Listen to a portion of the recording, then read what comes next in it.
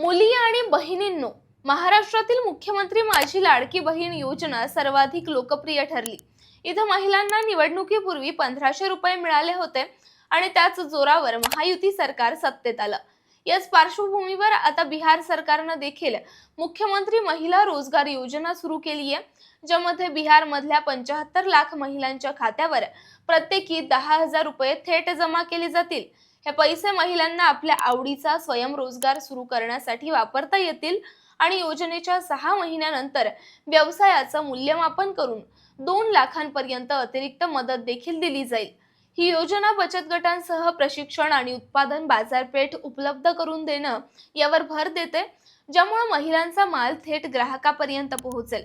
लाभ घेण्यासाठी महिलांचं वय 18 ते 60 दरम्यान असावं, 12वी नंतरचं किंवा ITI पॉलिटेक्निक समकक्ष शिक्षण असावं, घरातील कोणी सरकारी नोकरीत नसावं आणि आयकर भरणाऱ्या महिलांनाही लाभ मिळणार नाही।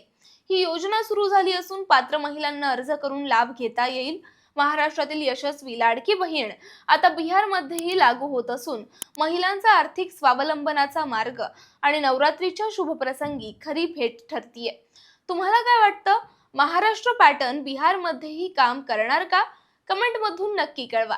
आणि हो, पुढच्या घडामोडी सर्वात आधी समजून घ्यायच्या असतील तर त्याचं काय महाराष्ट्राला आताच सबस्क्राईब करा, कारण इथे ऐकायला मिळतं खरं राजकारणाचं इनसाइड व्हर्जन।